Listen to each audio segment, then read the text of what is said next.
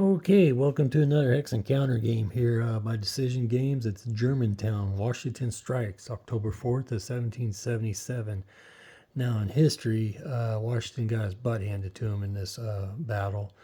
But what it did do, it opened the eyes of the French. They were actually impressed on how well Washington and the colonials fought. So I guess that's the only plus side you can see in this. But real quick, the objectives is the colonials major victory is to take Market Square right here.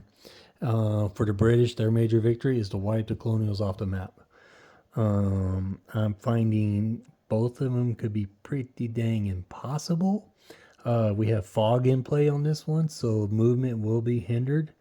I got Washington over here. I put Sterling over here, and I have Green over here, and then some artillery with a militia right here. Also, turn one obviously is fog.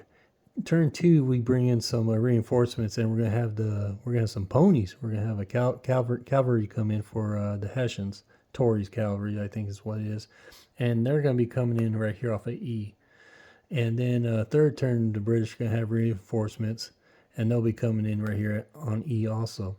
Also on the second turn here, we'll have reinforcements, and it's oh no, is that Sterling? That's Sterling right there. Who is that? Who do I have up there? Sullivan. I got Sullivan and his crew coming in off of B here. Now A, C, and D have a -2 on their movement at the beginning. So we got the fog and the -2 here. Colonials will go first. I don't like how they have pickets right here. I don't understand that, because they would understand there's a big old armies coming in this way. You would think they would hightail it back. Also, it says when it comes to the British turn, they're only able to move once. But the leaders, which all three leaders are down here, which is weird. They're all kicking over here, Rising Sun Tavern. You got Howe, Grant, Howe, and Kniefenhauser, I think is the British guy's name. And they're all just kicking over here that I just keep flinging around all over the place.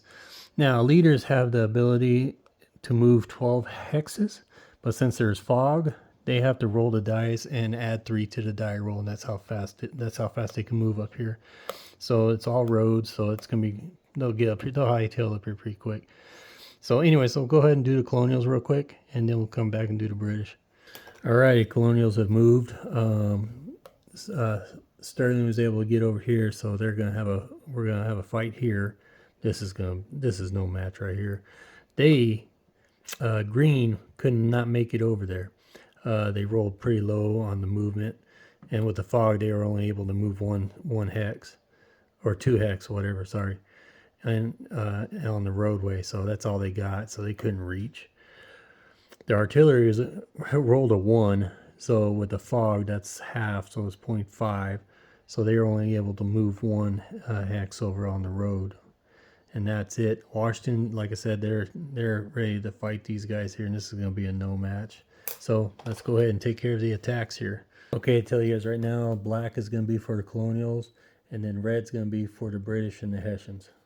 Alrighty, we got a combat factor of 25 to the Hessians 3, but +2 because they're on the hill, so they get a +2 combat factor. So 25 subtract 5 is 20. Oh boy. And we get British got a 2 for their morale, and then we have a 5 for the colonials. Okay, on the chart they rolled a 5. Obviously it's going to be a 10 plus, so we're looking at a route check here, and obviously going to be a retreat.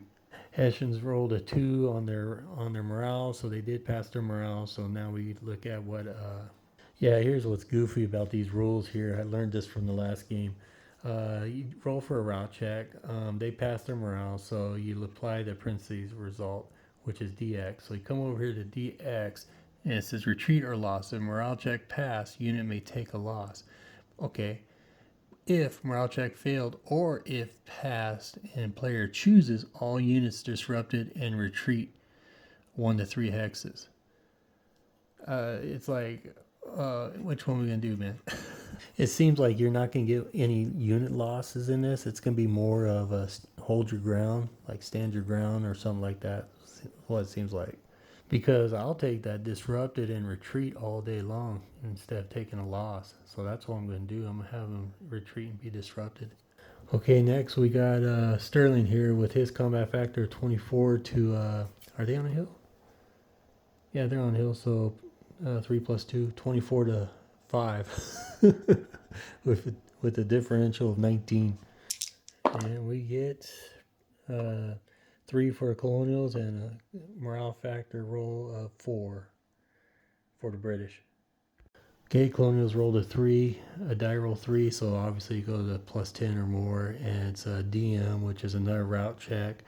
And then this one will have, looks like a retreat, all units or disruption.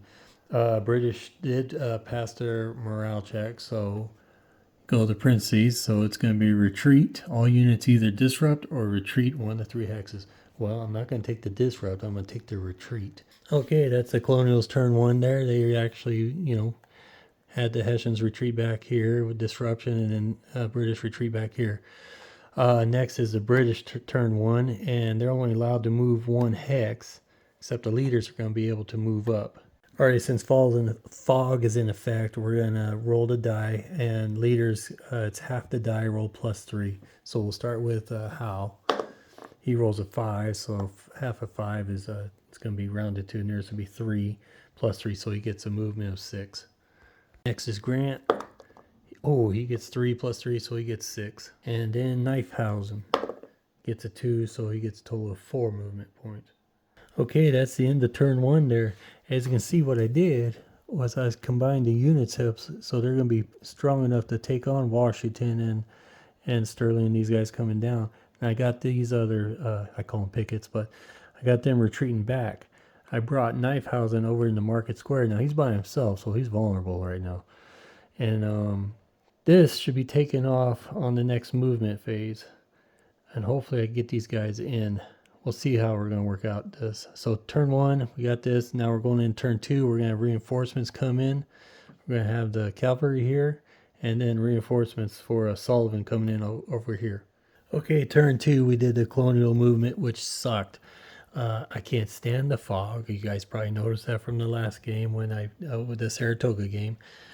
But Washington was only able to move 1. I was hoping to get him to get over here to take care of these guys. They would have just totally smothered them, got rid of them, and they wouldn't be in the EZOC right here with the Grant. So I was really hoping that would happen, but only got 1 movement.